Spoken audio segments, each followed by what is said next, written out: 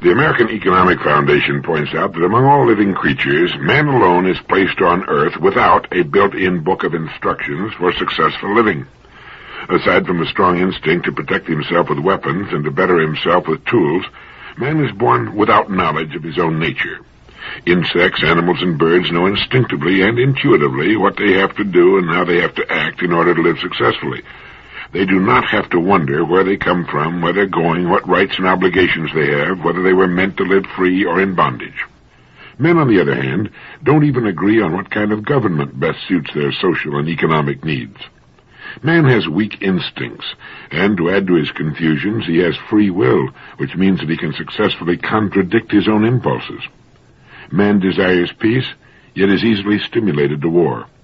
He treasures private possessions, yet justifies stealing. He is capable of both tenderness and brutality. In other words, from the beginning, our ancestors were the original crazy mixed-up kids, and it must be admitted modern man is still far from rational. His only clues to the rules that will assure an orderly, productive life lie in the history of human experience, the written record of the socio-economic experiments and ideas that succeeded and of those that failed. The trouble with record-keeping, however, is twofold.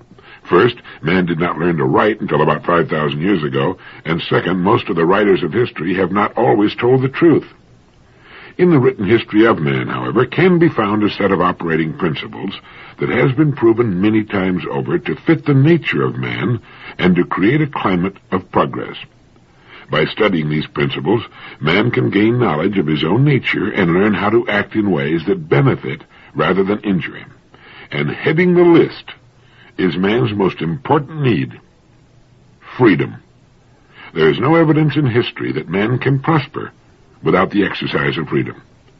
For example, in the communist nations of Russia and China, where more than 50% of the labor force is devoted to agriculture, food is chronically in short supply. In the United States, however, about 7% of the free labor force raises more food than the people can possibly eat. And along with bountiful Canada, we sell food to Russia and China to make up their shortages. And I just read in the Miami Herald that looks like we'll be feeding them for some years to come. The most obvious natural trait of economic man is that he does his best work, that is, makes the best use of his muscular and mental energy when he is free. He produces best when he is making his own plans and devising his own methods of carrying them out, with the knowledge that whatever the results may be, they are his results, and that whatever the fruit of his labor may be, they too are his. So it's clear, therefore, that the first requirement of prosperity is individual freedom of choice and action. But I'm not too sure that this story is being properly told to our young people in school, nor has it been properly told for decades. In June 1972, an article appeared in the Intellectual Digest titled, "Never Underestimate the Power of Children." It was written by Rudolf Dreikers, M.D., Professor Emeritus of Psychiatry, Chicago Medical School, and Director of the Alfred Adler Institute of Chicago, and by Bernice Bronya Grunwald and Floy C. Pepper, who is Coordinator of Instruction, Multnoma's County Intermediate Education District, Portland, Oregon. In the article, it's pointed out that although we assume that many children could achieve more than they do, in many instances we equate what the child is doing with what he can do. Educational progress depends on the ability of the teacher to perceive the untapped resources of the student and to develop techniques of using these resources to best advantage. In both regards, our present culture is remiss. We hardly acknowledge the tremendous potential of each child, and we simply lack in our educational institutions the ability to evoke their latent talents. Indeed, it often seems that we systematically prevent the development of children while trying too hard to foster it. They go on to write, while we cannot base our estimate of the child's potential on any reliable proof, we find some agreement among people with vision that we're all operating at about 15% of our potential ability. If anything close to this estimate is correct, then we can attribute this general artificial restriction in our functions to the practice of impeding the development of our children. We have advocated for many years the proposition, they write, that children could learn within the first 10 years everything that presently a college graduate knows. And at the end of the article they write, the force behind every human action is its goal. To a certain extent, everybody knows what he wants and he acts accordingly. More frequently, he is not aware of his goals. The consequences of his actions, however, reveal his intentions, whether he's aware of them or not. The individual has the power to move in any self-determined direction. All his actions, qualities, and characteristics, as well as his emotions, can be understood by his effort to find a place for himself in society. A child's actions may be based on faulty assumptions about life and about himself. Although his behavior may appear to be inappropriate, it reflects his conviction that this is the only possible way for him to be significant. He cannot perceive reality as it is, only as he interprets it. How the child looks at life, at others, and at himself, and what he decides to do about it, depends on his private logic.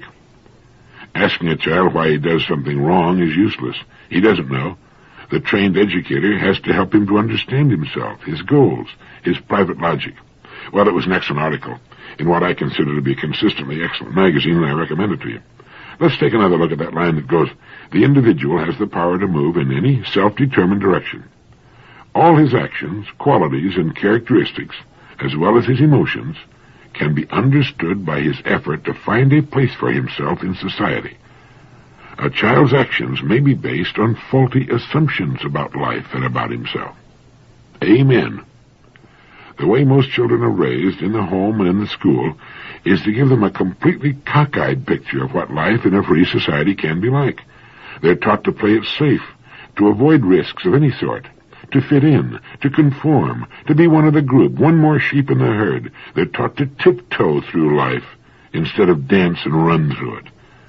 And their store of information regarding basic economics and why our system offers unlimited opportunities for growth and fulfillment to the individual is minuscule, or more usually, absent.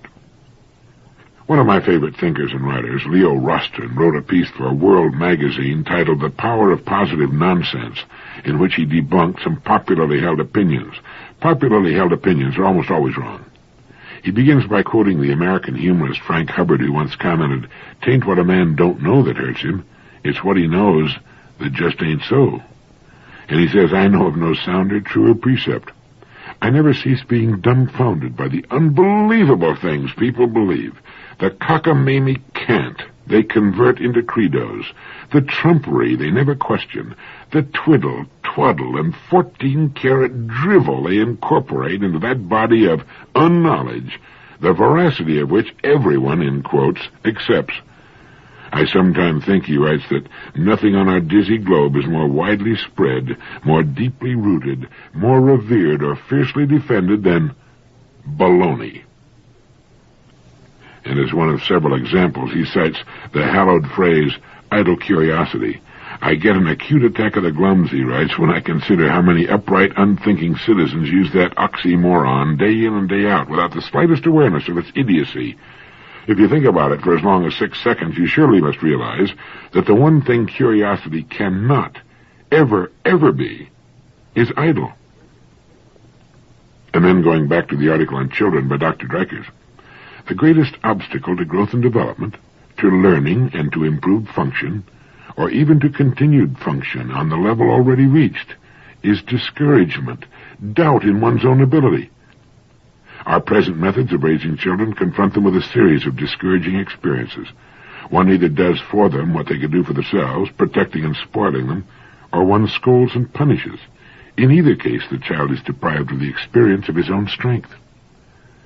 So if you think for a moment that our kids are not presented with the real facts as to their potential for growth in a free economy, and combine the fact that they are repressed into conformity with minimal standards of achievement, and consider that they see their parents and neighbors living largely parasitical lives, doing no more than they have to in order to squeak by, and that they often live in a home environment of intellectual and creative poverty, and you begin to understand why they carry from 85 to 95% of their true potential for achievement, joy, satisfaction, and fulfillment to the grave with them, unused and undreamed of. The idea is seldom, how much can I do, how far can I go? It is instead, how safe can I play it? How can I get by with a passing grade? How can I keep out of trouble? and the odds are about 95 to 5, give or take a few percentage points either way, that you and I were raised in that kind of an atmosphere, one of passive submission. The way millions live in our society, they might as well be living under a communist or socialist form of government, with all decisions being made for them by a small group at the top. Except for going to the polls on election day, they're really not free at all. They tread a narrow path and live in a state of uneasy anxiety. They're taught to live that way, and they never get over it. I read one time about the headmaster of an English lower grade school who always made it a point to visit a new class and ask the children the same question. He would say, "It's very important that every one of you knows the correct answer to this question. Why are you in school?" One by one, he would ask the children to answer the question, and they would try their best, but never come up with the right answer. After they had all stammered out their wrong answers, he would say, "None of you answered the question correctly. Here is the correct answer. You are in school to learn to think. And the next time I ask you that question, don't just parrot the right answer. Understand it. Think about it. You are in school to learn to think." Well, I don't know how successful he was in teaching this most valuable of lessons. It certainly stuck in the mind of the man who told the story. He was Gavin Maxwell, author of the fine and beautiful book Ring of Bright Water, among others. The children in that school, like Gavin Maxwell, were fortunate. But we know most teachers don't teach their young charges how to think because they themselves usually haven't the foggiest notion of how to think. The odds against our having had such a teacher are great, and the odds against our learning to think in our homes as youngsters are about the same. But we can learn to think through re-education, through realizing what the opportunities are in our society today, and that we're normally functioning on a fraction of our real potential, and realize that we can definitely bring more and more of the power of our minds to bear in our lives. Once a person has learned how to think, he has just about all the advantage he needs in a society such as ours. He can have an interesting, productive, and successful life. He need never remain for long in a situation he finds not to his liking. He can change it, or move from one thing to another. Knowing how to think and thus solve his problems as they arise and the problems of others, he has the kind of inner security that permits him to live abundantly in a state of what others would think of as insecurity all the years of his life. We've all seen people filing through one half of a double door. A long line of them following each other through half of the door and waiting needlessly in line to do it. And then you've seen someone open the other half of the door and breeze through. Immediately, people will plunge in behind him, but it took him to think, to ask himself, "I wonder why we're all going through half of that door like a bunch of stupid sheep." It was designed to handle twice the traffic, so he opens it and he goes through life like that, opening obvious doors, at least obvious to him, while others follow his lead. He'll do that in whatever field he chooses, simply because somewhere along the line he learned to think. Perhaps it was a wise teacher, like our English headmaster. It may have been his mother or father. But somewhere along the line he learned of the almost limitless power of his mind. He learned to be curious. He learned about the gold mine between his ears, and he formed the habit of using it. Successful people are not people without problems, as a wise educator once put it. Problems are much the same for all of us. Successful people are simply people who've learned to solve their problems. They've learned to think. We mentioned at the beginning that the first requirement of prosperity is individual freedom of choice and action. Several years ago, Frederick R. Capel, chairman of the board of the American Telephone and Telegraph Company, told about a study the Bell system made of the relationship between profits and performance in American industry. They started with two questions. Does profit do anything? Is it only a result, or does it also cause things to happen that affect our economy?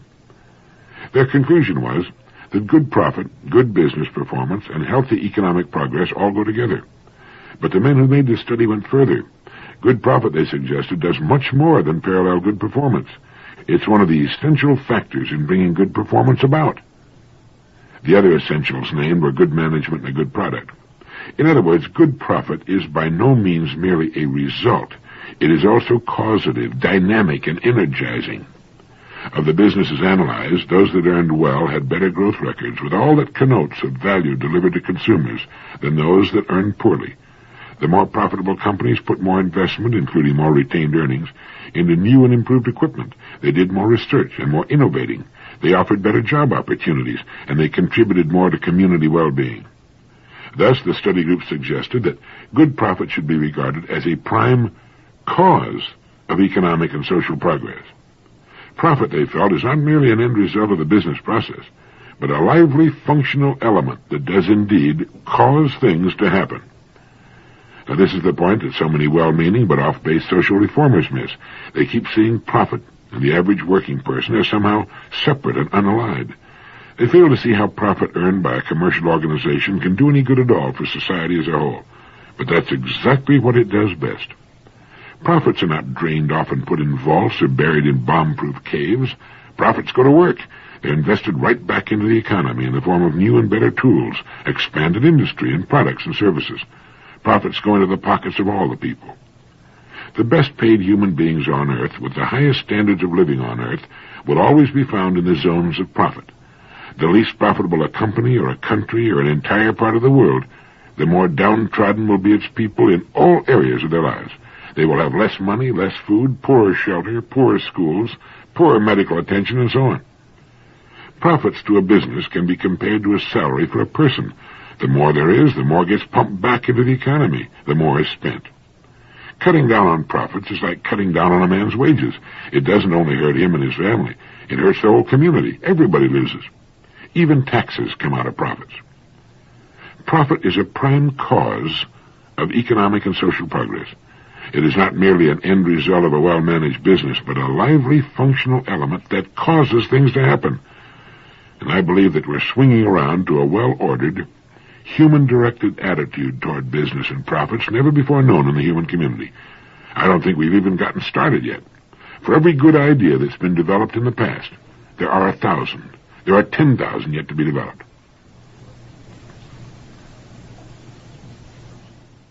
In thinking, in getting ideas, what are the underlying factors of a really great idea? What causes a person to suddenly get an idea that will change his life or even the world? One of the best descriptions of exactly what it takes was written by John Livingston Lowes, who lived from 1867 to 1945. He said that a great idea requires 3 vital factors which he called the well, and the vision, and the will. The well is our store of knowledge, of facts. It's the great chaotic jumble of facts, ideas, and information that we've stored away in our mental computer. The more the better. That's why, as Leo Roston says, there's no such thing as idle curiosity. John Lowes puts it this way. The notion that the creative imagination, especially in its highest exercise, has little or nothing to do with facts is one of the pseudodoxia epidemica which die hard. He means, of course, that if you think great ideas can come from a shallow well, you're probably as wrong as you've ever been in your lifetime. The deeper and better stocked your well of information, the better. Next, the vision. You need some arresting stimulus, which often comes by accident, to give you the enlightened vision you need. He put it this way. In genius of the highest order, the sudden, incalculable, and puissant energy which pours up from the hidden depths is controlled by a will which serves a vision, the vision which sees in chaos the potentiality of form. Darwin had been accumulating masses of facts which pointed to a momentous conclusion, but they pointed through a maze of baffling inconsistencies. Then, all at once, the flash of vision came. He tells us in his autobiography, I can remember the very spot on the road, whilst in my carriage, when to my joy the solution occurred to me. And then and only then does the will come into play. With the infinite toil of exposition, was slowly framed from the obdurate facts the great statement of the theory of evolution. For Milton, the leap of the imagination in a garden at Woolsthorpe on a day in 1665, from the fall of an apple to an architectonic conception cosmic in its scope and grandeur, is one of the dramatic moments in the history of human thought. But in that pregnant moment there flashed together the profound and daring observations and conjectures of a long period of years, and upon the instant of illumination followed other years of rigorous and protracted labor before the Principia appeared. With all great ideas, there was first the long collection of information for the deep well of the subconscious mind, the storage of information. Then, the vision, the great idea itself. whether it was a sculpture, a book, a great piece of music, a painting, an idea in mechanics or architecture or business or anything. It can come in the middle of the night or while you're eating breakfast on an airplane or watering your lawn, anywhere.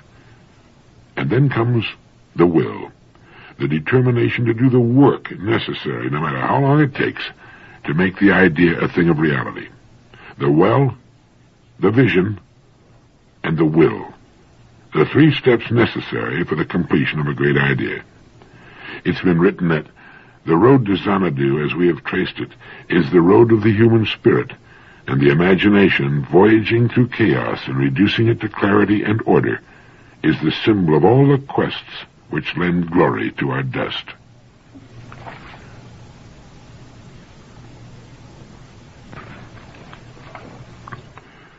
In talking about ideas that we want to pass along to our kids, in school and more importantly in the home, of all the qualities that parents can instill in the children, which would you say is the most important? Sometime back, the editors of a business magazine conducted a survey on what qualities it takes to be successful. They didn't indicate what they meant by successful, but since the survey was by the editors of a business magazine, it was naturally assumed that what was meant was success in business. Well, interestingly enough, the same number 1 quality emerged for success in business that came up for success as a father or mother. And do you know what that single quality is? 1 word. Integrity. There are millions today who will laugh at that, but the odds are good that neither they nor their youngsters are doing too well. Do you remember when General Dean was taken prisoner during the Korean War? The Chinese communists led him to believe that he was soon to be executed. It was a calculated part of their torture, and General Dean thought they were going to kill him.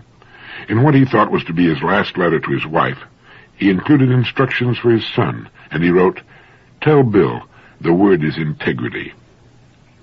Children who are taught the importance of integrity never seem to lose it. It becomes a part of their being, their way of doing things, and more than anything else, it will guarantee their success in life as persons.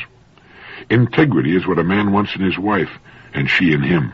That's what we look for and hope for in a doctor or a dentist, the man who designs and builds our home, the man we work for, and the people who work under us. It's what we want more than anything else in a politician or an appointed official, in judge and police officers. Integrity is honesty, but much more than the superficial kind of honesty that keeps a person from stealing or cheating. Integrity is a set of mind and character that goes all the way through, like good, solid construction. If a person is offered a large bribe, and for an instant weighs the size of the bribe against the chance of discovery, he's not an integrous person.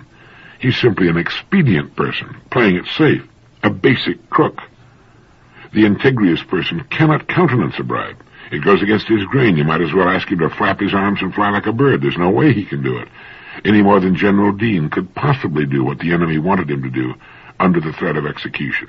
It didn't enter his mind. And integrity, or the lack of it, is generally taught in the home, in little as well as big things. In business or in life, the number 1 quality is integrity. For most people, it would seem getting through life is a matter of managing a compromise between integrity and expediency.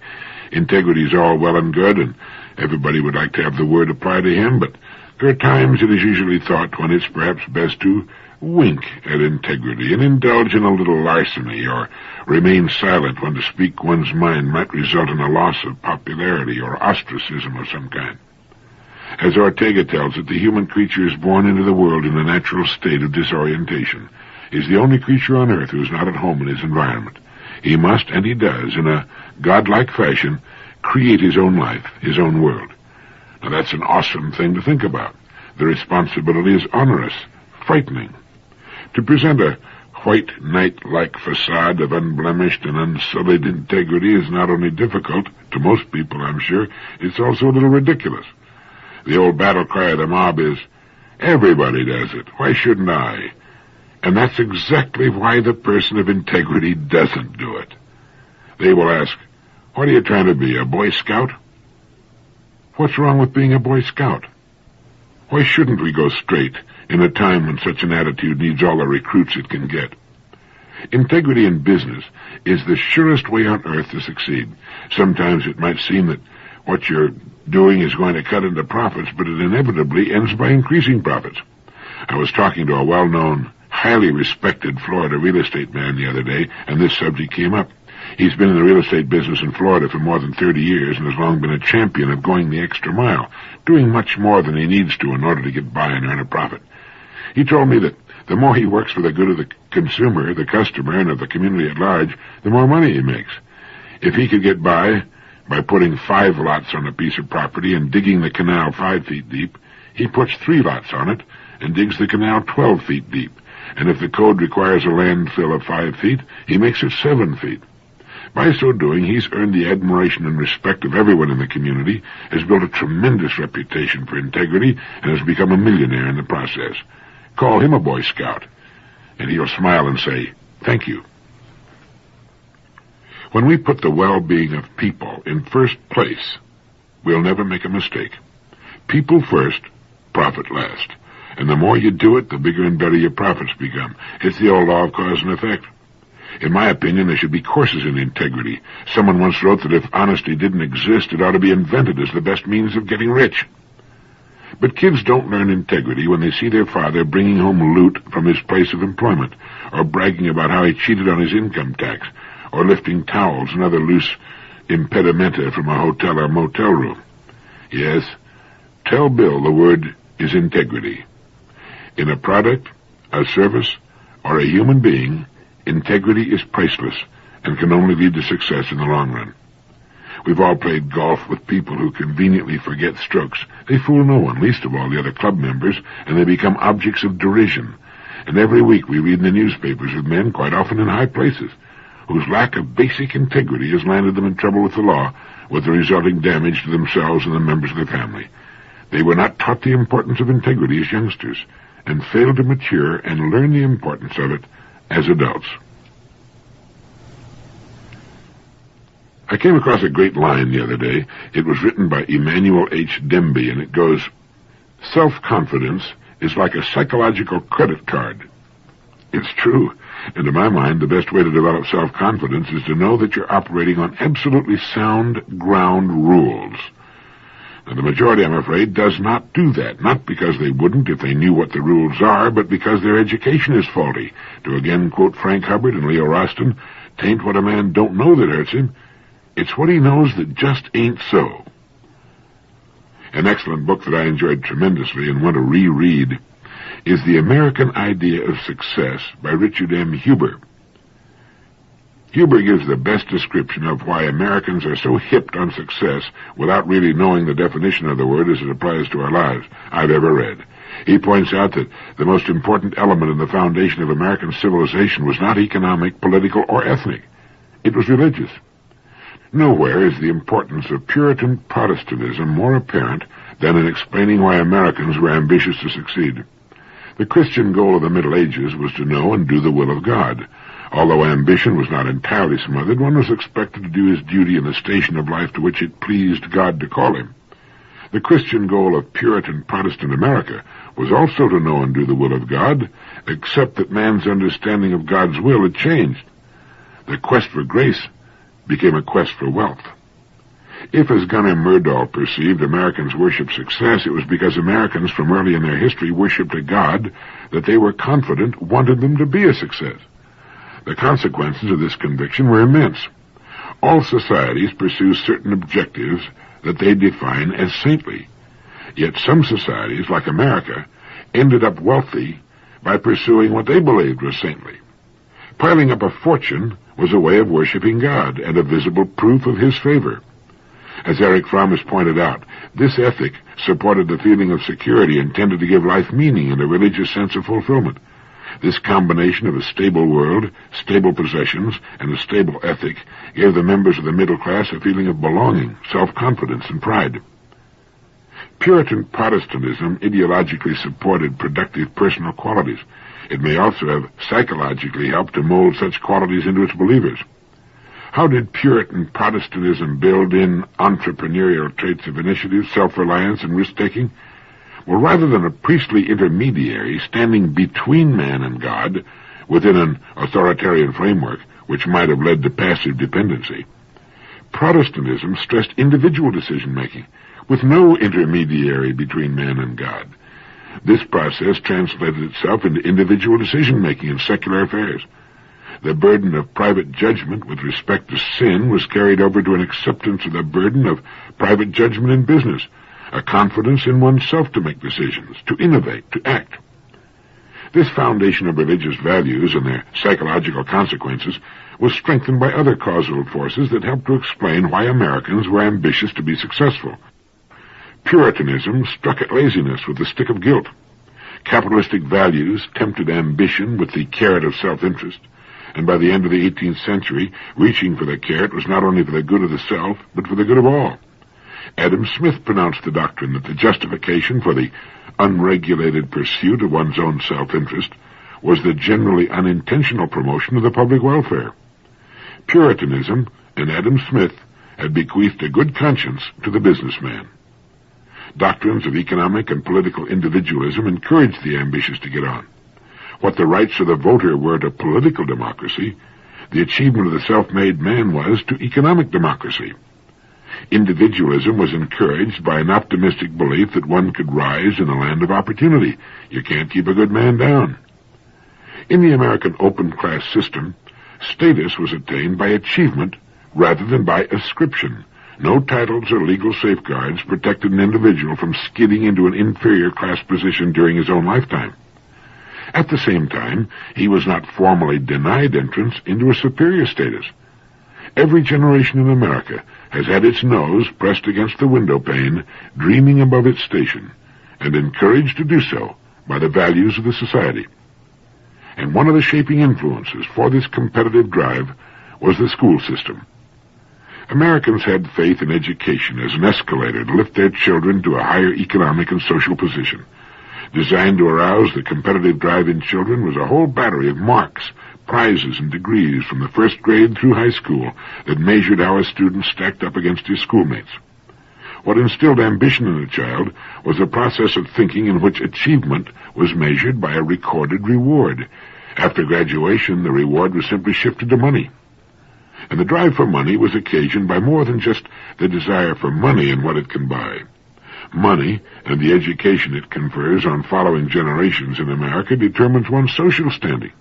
If not in the first generation, certainly, if there's enough money, in the generations to follow. The most socially prominent families in America are built on nothing but great piles of money. Some of them may be able to trace their ancestry to the Mayflower, but passage on that small and beat-up vessel was not obtained by one's social standing. I think it's a wonderful thing that a person's standing in the community does not rest upon the titles of his ancestors. As someone has commented, the best part of such people are often underground. But to equate social standing with a lot of money is just as ridiculous. The fact that a person can buy the biggest house in town and staff it with servants does not in any stretch of the imagination cause him or her to be superior to any other person. To assume such an attitude is a sign of infantile stupidity. If you've got the money, great. Enjoy it and spread it around and pass it along to the kids if you like. But don't get on your high horse because your grandfather had a good idea and some perseverance. But by all means, read The American Idea of Success by Richard M. Huber. It will give you a brilliantly clear picture of just what the title implies, and by so doing, it helps you and me get a clearer picture of what real success as a person is all about. I have a good friend who's a highly paid executive with one of the country's largest corporations. He and his wife have 5 children, and they have vowed not to leave a dime to any one of them. It's a wonderfully happy family, and the children, now grown and married, are doing fine on their own. But they've known for years not to expect a legacy. I'd be the last person in the world to cheat them of the opportunity and the fun of making it on their own, says their father, and so he arranges to spend every dime of his considerable income every year. He has provided for his retirement, carries enough insurance to protect his wife, and that's it. He has a wonderfully healthy attitude towards money and enjoys it fully without worrying about stacking it up. Money is the harvest of our production and can be used to purchase the production of others. It's a good thing, and with it we can live and enjoy the good life, and that's about it. To ascribe other values to it is a sign of immaturity.